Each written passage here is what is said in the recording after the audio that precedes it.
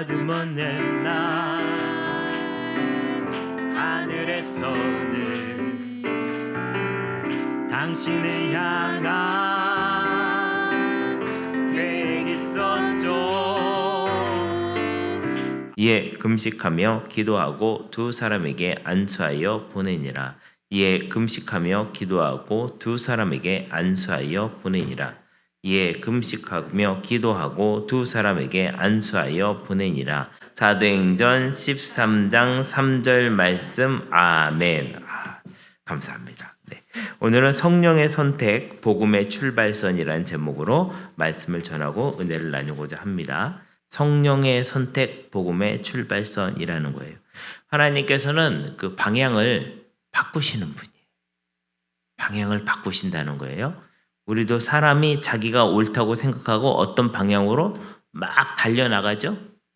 그런데 하나님은 바꿔라 이렇게 말씀하시는 거예요.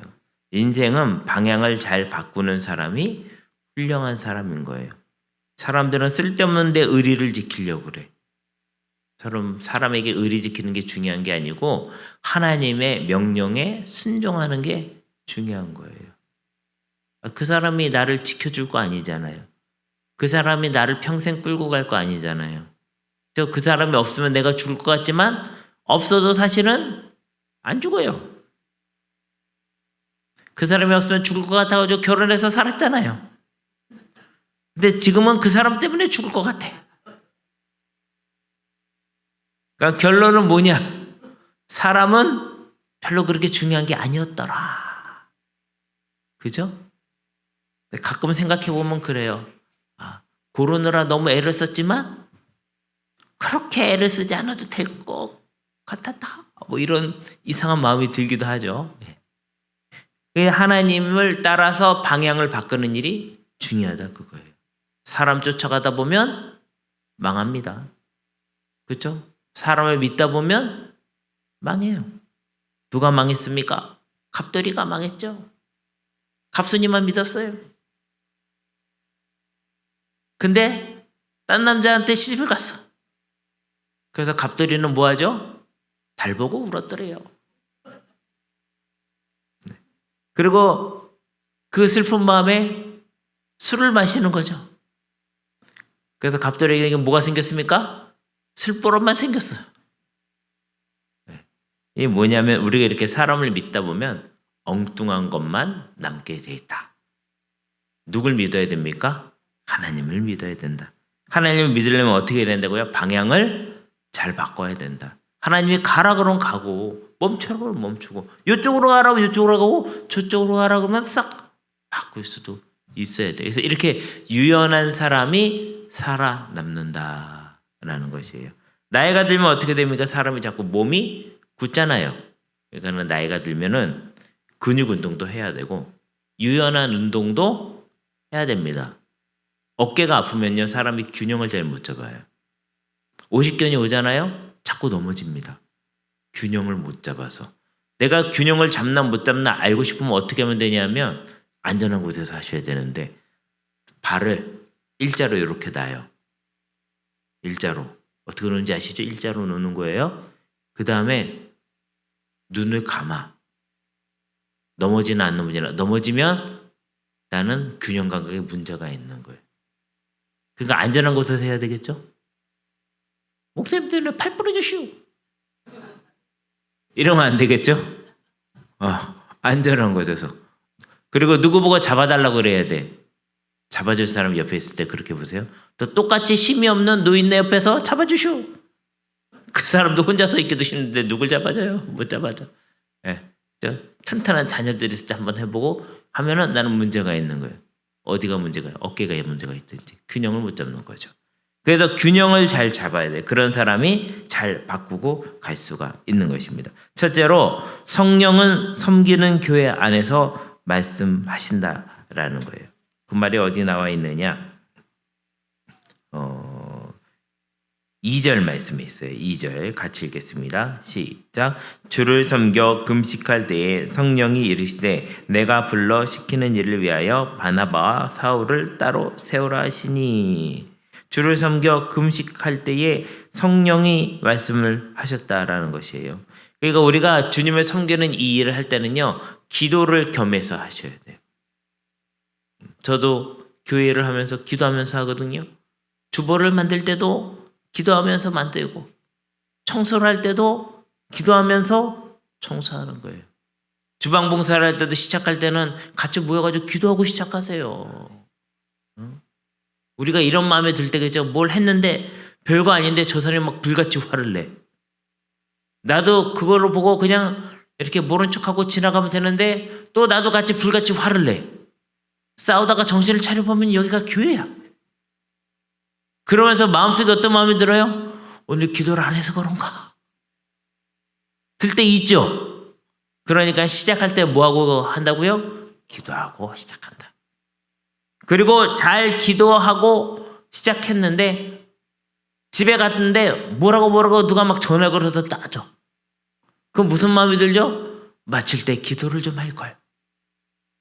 그래서 일을 시작하고 마칠 때는 기도를 해야 한다. 네.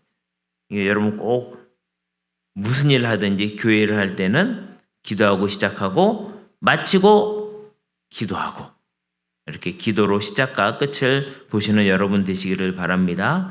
여기서 섬겼다라는 얘기는 뭐냐 하면 예배했다, 하나님께 제사를 드렸다, 이런 것이에요.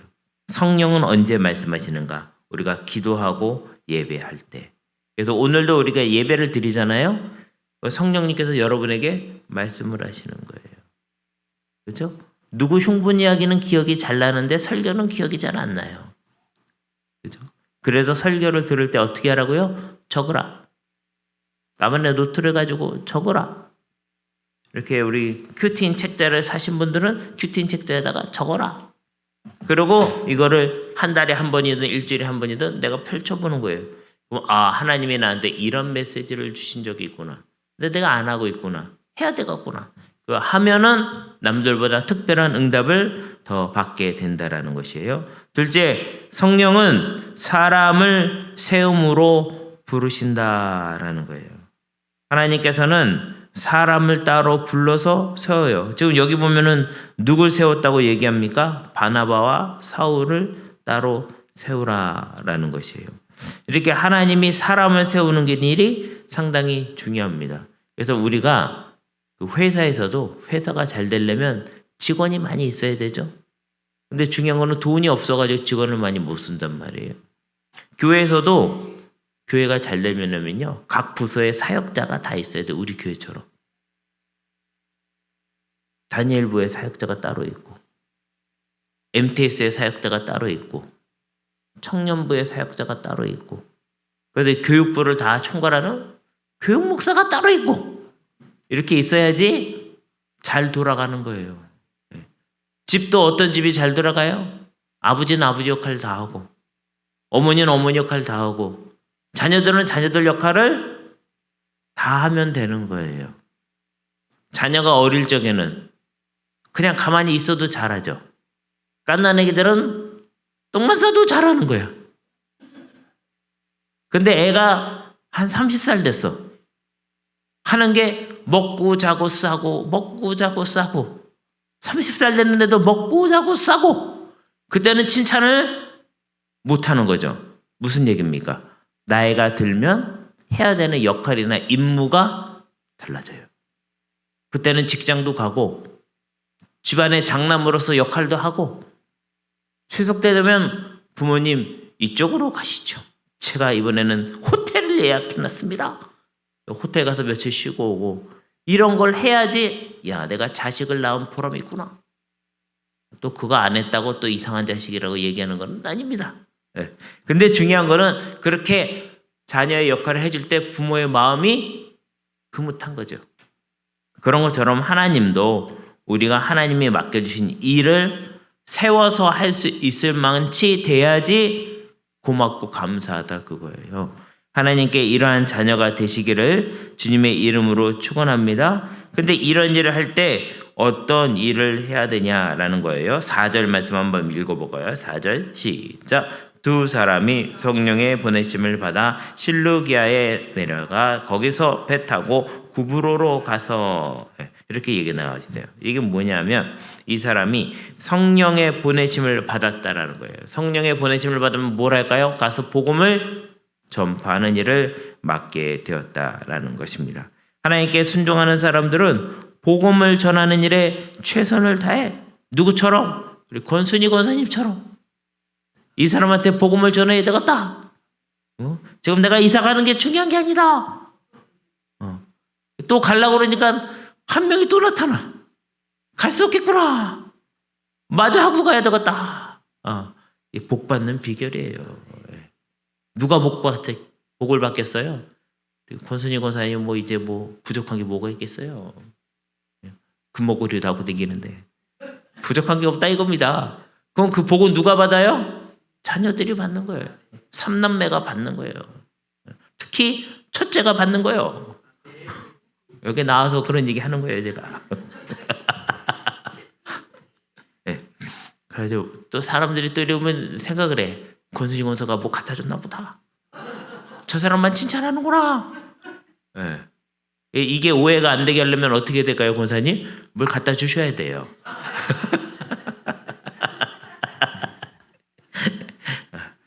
좋을까봐 재밌는 얘기 해드리는 거예요. 네. 셋째, 복음은 언제나 영적 대결 속에서 확증된다라는 거예요. 여러분, 인생이라는 게 아무런 장애 없이 가는 사람이 없습니다. 없어요. 그 굉장히 제가 아는 분 중에 굉장히 돈이 많으신 분이 있거든요. 너무너무 돈이 많아. 돈이 너무 많아가지고 어떻게 해야 될 줄을 몰라요. 그 돈이 너무 많은 사람은 아무 장애물이 없는 것 같잖아요. 너무너무 바빠서 김밥 사 먹는데.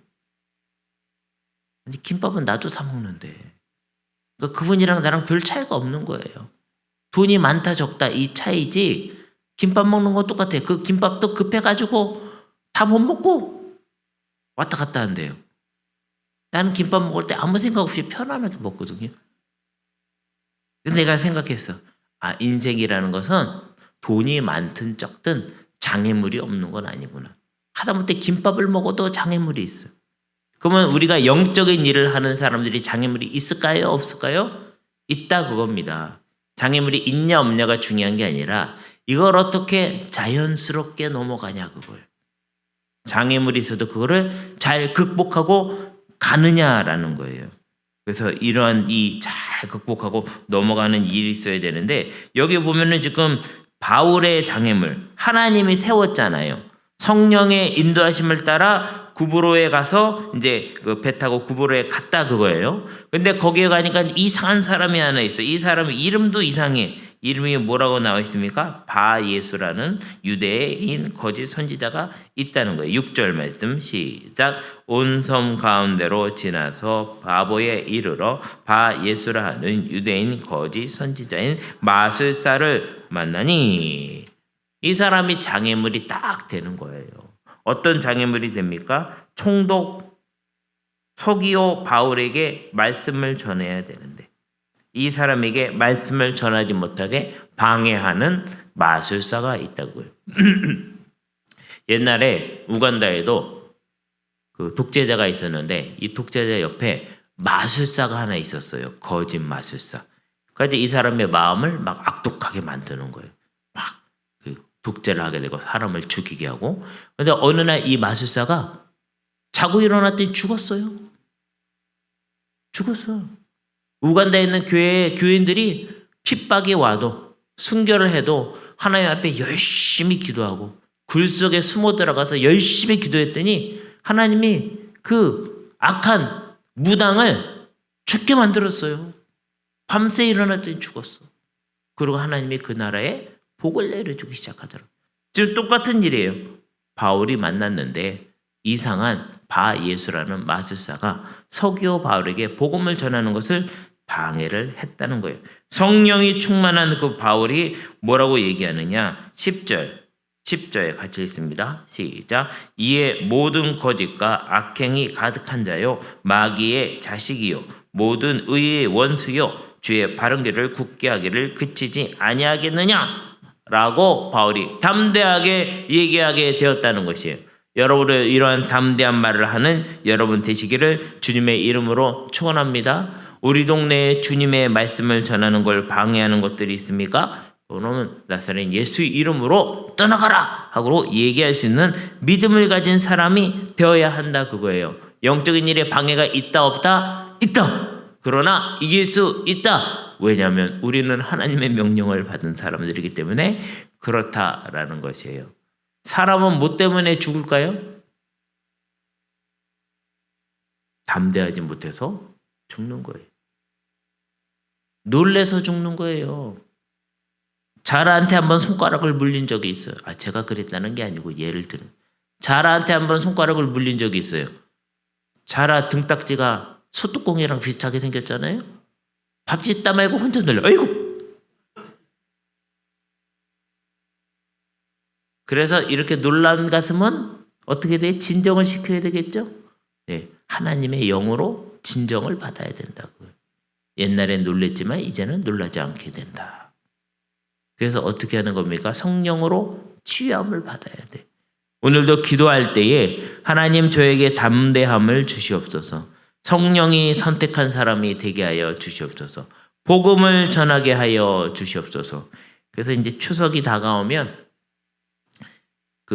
예전에 교회에 있었을 때 어떤 분이 교회에 이제 녹음하러 와야 되는데 광고를 녹음하러 와야 되는데 영상 광고 만들어야 되는데 못 오시는 거예요. 왜 못 오시냐? 그래서 연락을 했더니 그분이 목사님 제가 명절이 다가오면 3주 전부터 몸이 아픕니다. 3주 전부터 몸이 시들 아프다가 명절 때 깜짝 놀랐다가 낫는데 또 한 2, 3주가 또 걸려. 그러니까 이분은 명절 전후로 해가지고 한 6주 동안은 한 달 보름은 알아 누워 있는 분이세요. 그게 해결이 안 되는 거죠. 너무너무 힘든 거죠. 근데 여러분 근데 또 시간이 오래 지나다 보니까 며느리로 한 2, 30년 살면은 하고 싶은 말 다 하죠. 그 다음부터 마음이 담대죠. 뭐 내가 이렇게 애 낳고 내가 뭘 잘못했냐? 애를 못 낳냐? 남편을 잘 거시길 못했냐? 내가 집을 어떻게 했느냐? 내가 못할 말이 뭐 어디냐? 그리고 막 하게 되잖아요. 근데 그거 2, 30년 안 흘러도 할 수 있어요. 왜? 성령님이 담대하심을 주시면. 예. 이걸 딱 명절 때 다 파탄 나는 거 아닌가 이러다. 걱정되네 갑자기. 말해놓고도. 그래서 성령님이 주셔서 성령님이 하라는 말만 하시기를 주님의 이름으로 축원합니다. 이것도 찾아보면 안 되는데 어렵습니다. 그래서 바울은 이렇게 하나님이 주신 담대함을 가지고 나갔을 때 장애가 있었지만 이길 수 있었다. 여러분도 인생을 살아가는 데 있어서 장애가 있죠? 장애 없는 인생은 없어요. 요즘 사람들이 자꾸 뭐 이상한 얘기해요. 젊은이들이 흑수저니, 금수저니, 뭐 이런 뭐 다이아몬드 수저니 뭐 이런 얘기를 해요. 날 때부터 환경이 좋은 사람이 잘 간다 그거 아니에요. 대기업 회장님은 회장님대로 고민이 많아요. 예? 또 아무것도 없는 노숙자도 고민이 많아요. 거기도. 그러니까는 인생을 살아가는 사람은 누구든지 다 고민이 많다. 믿음의 일을 하는 것도 고민이 많다. 그것도 뭐 믿음의 길을 택했다고 쭉 가는 거 아닙니다. 그것도 고민이 많아요. 어려운 일이 많아요. 그럼에도 불구하고 이거를 이겨나갈 수가 있다. 어떻게 이겨나는가? 성령이 충만하면 이겨나갈 수 있고 성령 충만하면 문제가 해결받게 된다. 이러한 여러분 되시기를 주님의 이름으로 축원합니다.